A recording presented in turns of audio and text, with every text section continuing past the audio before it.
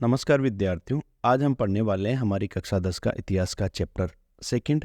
तो हमने पिछले अध्याय में देखा था कि किस तरीके से यूरोप में राष्ट्रवाद का उदय होता है और किस तरीके से राष्ट्र राज्य बनते हैं। हमारा देश जो भारत है उसमें भी उपनिवेशवाद के विरोध में बहुत सारे आंदोलन किए और यहीं से आधुनिक राष्ट्रवाद का उदय की जो घटना है वो जुड़ी हुई है। उपनिवेशवाद क्या होता है?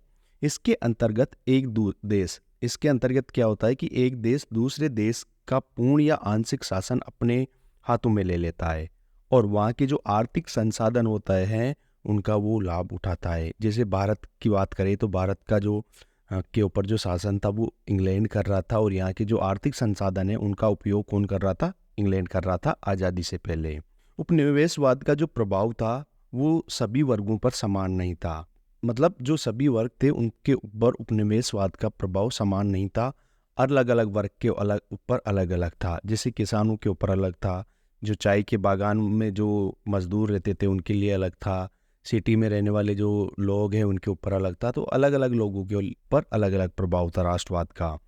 और जो स्वतंत्रता के मायने थे वो भी सबके लिए समान नहीं थे। किसानों के लिए स्वतंत्रता के मायने अलग थे, व्यापारियों के लिए अलग थे और जो जमींदार थे उनके लिए अलग थे। तो ये हम बाद में देखने वाले हैं। तो पहला विश्व युद्ध, खिलाफत और असहयोग। पहला विश्व युद्ध 1914 से 1918 के बीच लड़ा गया था। इसमें केंद्रीय शक्तियां और मित्र राष्ट्रों ने भाग लिया।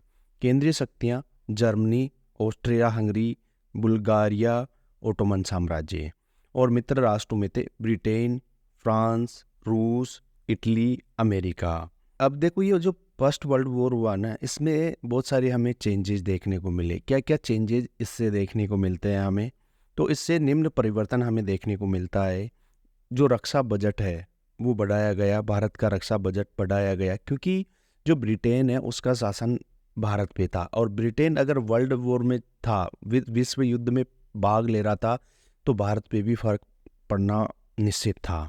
अब क्या फ़र्क पड़ा यहाँ पे कि जो भारत का रक्षा बजट था वो बढ़ गया, युद्ध के लिए कर्ज लिया गया था, कर बढ़ा दिए गए, जो कर हैं वो बढ़ा दिए गए, सीमा शुल्क बढ़ा दिए गए, आयकर शुरू किया गया। युद्ध के कारण वस्तुओं की कीमतों में वृद्धि हुई। जो युद्ध हुआ उसके कारण जो वस्तुएं थी उनकी कीमतों में बहुत ज़्यादा वृद्धि हुई। 1913 से 1918 के बीच लगभग 2 गुनी तक हो गई। जो वस्तु 1913 में 50 में बिकती थी वो 1918 तक तो 100 रुपये में बिकने लग गई। ग्रामीण क्षेत्रों में जबरदस्ती सेना में भर्ती की गई। जो ग्रामीण इलाके थे वहां पर लोगों की जबरदस्ती सेना में भर्ती की गई। 1918, 1919 और 1920-21 में देश के अधिकांश जो भाग थे वहां पर फसल खराब हो जाती है और इसके कारण खाद्य संकट उत्पन्न हो गया। 1921 में फ्लू महामारी आ जाती है। इसके फलस्वरूप 120 से 130 लोग जो थे वो मारे गए। अब देखिए सत्याग्रह का विचार। जो महात्मा गांधी थे वो जनवरी 1915 में दक्षिणी अफ्रीका से भारत लौटते हैं। ये दक्षिणी अफ्रीका में 1993 में दादा अब्दुल्ला का जो मुकदमा है वो लड़ने अफ्रीका जाते हैं 1993 में और भारत कब आते हैं वापस से? जनवरी 1915 में। अफ्रीका में इनके द्वारा जो नस्लभेदी सरकार थी उसके खिलाफ आंदोलन किया और इसे उन्होंने सत्याग्रह कहा। वाइट पीपल्स के द्वारा जो काले और जो रंगीन पीपल है उनके ऊपर बहुत सारे अत्याचार किए गए, उनको राइट्स वगैरह नहीं दिए गए। तो इसके खिलाफ क्या किया था? महात्मा गांधी जी ने विद्रोह किया था और सत्याग्रह किया था। तो सत्याग्रह क्या है? सत्य की शक्ति पर आग्रह और सत्य की खोज पर इनके द्वारा बल दिया गया। अन्याय के खिलाफ संघर्ष में शारीरिक बल के स्थान पर अहिंसा के साथ संघर्ष करना चाहिए। इनके द्वारा क्या कहा गया कि अन्याय के खिलाफ जो संघर्ष करना है हमें, वो शारीरिक बल का क्या नहीं करना है, अपने को इस्तेमाल नहीं करना है। उसके स्थान पर हमें अहिंसा के साथ संघर्ष करना चाहिए। दमनकारी शत्रु की चेतना को झंझोड़ देना चाहिए जिससे वो सत्य को स्वीकार करने पर विवश हो जाए। ये गांधी जी ने कहा था। तो गांधी जी के द्वारा प्रारंभिक जो सत्याग्रह है, जो सत्याग्रह आंदोलन है, वो कौन कौन से किए गए थे? तो चंपारण किसान आंदोलन 1917। तो पहला जो गांधी जी का बड़ा आंदोलन था वो था चंपारण किसान आंदोलन 1917। तो जो चंपारण है वो बिहार में स्थित है। यहाँ पर दमनकारी बागान व्यवस्था के खिलाफ किसानों को संघर्ष के लिए प्रेरित किया। यहाँ पर क्या किया जाता था कि जो नील की खेती करने वाले जो बागान मालिक थे उनके द्वारा जो किसान हैं उनको अपनी ज़मीन पर 1/3 पार्ट पर नील की खेती करनी पड़ती थी। और जो नील की खेती है इससे जो ज़मीन है वो भी क्या हो जाती थी, कमज़ोर हो जाती थी, मतलब वो इतनी उपजाऊ नहीं रहती थी। तो इसके खिलाफ विद्रोह किया जाता है और इसमें गांधी जी भी भाग लेते हैं। दूसरा है खेड़ा आंदोलन, जो गुजरात के का खेड़ा आंदोलन है 1917 में हुआ था। इसमें फसल खराब हो जाती है तथा प्लेग महामारी के कारण जो किसान थे वो लगान में ढिलाई चाहते थे, लेकिन जो अंग्रेज थे इस बात को मान नहीं रहे थे, तो गांधी जी ने इसमें भी भाग लिया और ये जो सारी चीज़ें हैं ये कम करवाई, लगान वगैरह कम करवाया। अहमदाबाद मील मजदूर आंदोलन 1918, ये कब हुआ था? 1918 में हुआ था। सूती कपड़ा जो मील थी उसके मजदूरों के साथ इनके द्वारा आंदोलन किया गया। 3 जो आंदोलन थे ये स्टार्टिंग में महत्वपूर्ण थे, महात्मा गांधी जी के द्वारा किया गया था। अब देखते हैं अपन रोलेट एक्ट। तो भारत में राजनीतिक गतिविधियों को दबाने के लिए जो अंग्रेज थे उनके द्वारा ये कानून पास किया गया। जो रोलेट एक्ट है एक कानून है जो एम्पीरियल लेजिस्लेटिव काउंसिल के द्वारा भारत में पारित किया गया था। अब इस कानून के तहत क्या होता है कि किसी भी व्यक्ति को बिना मुकदमा चलाए 2 साल तक जेल में बंद रखा जा सकता है। मतलब शक के आधार पर किसी भी व्यक्ति को जेल में बंद किया जा सकता है 2 साल बिना मुकदमा चलाए। अभी तो क्या होता है कि जैसे आपको पुलिस ने गिरफ्तार कर लिया तो उसके 48 घंटे के अंदर अंदर आपको कोर्ट में प्रस्तुत करना पड़ता है। गांधी जी द्वारा इसके विरोध में 6 अप्रैल को एक हड़ताल रखी जाती है। गांधी जी के द्वारा इसके विरोध में 6 अप्रैल को एक हड़ताल रखी। लोगों द्वारा रैली जुलूस निकाले। रेलवे वर्कशॉप पर काम करने वाले लोगों ने हड़ताल कर दी, दुकानें बंद कर दी। रेलवे तथा टेलीग्राफ बंद होने की आशंका में अंग्रेजों द्वारा राष्ट्रवादियों का दमन किया गया। गांधी जी के दिल्ली प्रवेश पर पाबंदी लगा दी। बहुत सारे नेताओं को जेल में डाल दिया गया। 10 अप्रैल को पुलिस ने अमृतसर में गोलियां चला दी, और जो 10 अप्रैल है उसको अमृतसर में गोलियां चला दी। इससे बहुत सारे जो लोग थे वो मारे भी गए थे। अब जो अमृतसर है वहाँ पे मार्शल लॉ लागू कर दिया जाता है। अमृतसर में क्या कर दिया? मार्शल लॉ लागू कर दिया, मतलब मार्शल लॉ लगा दिया। जलियांवाला बाग हत्याकांड बहुत सी बार, लगभग अधिकतर यहाँ से क्वेश्चन आता है जलियांवाला बाग हत्याकांड, तो इससे अच्छे से देख लेना तुम लोग। तो 13 अप्रैल 1919 को अमृतसर पंजाब में ये हुआ था। अमृतसर का जो मैदान है उसके पास ही जो स्वर्ण मंदिर है, तो बहुत सारे जो लोग थे, सिख धर्म के लोग थे या अन्य धर्म के लोग थे, वो यहाँ पर वैसाखी का जो त्योहार थे वो मनाने आए थे। अब इन लोगों को जो मार्शल लॉ लगा था उसके बारे में कोई पता नहीं था, क्योंकि ये थोड़ा दूर से आते थे लोग। कुछ लोग जो थे वो सरकार की जो दमनकारी कानून थे उनके विरोध में जलियांवाला बाग मैदान में इकट्ठा हुए थे। अब यहाँ पर जनरल डायर आता है और हथियारबंद सैनिकों के साथ ये यहाँ पहुंचता है। इसके द्वारा मैदान से निकले जो सारे रास्ते थे वो बंद कर दिए। इसके द्वारा क्या किए? मैदान के सारे रास्ते बंद कर दिए और बिना कुछ पूछे अंधाधुंध इसके द्वारा फायरिंग कर दी।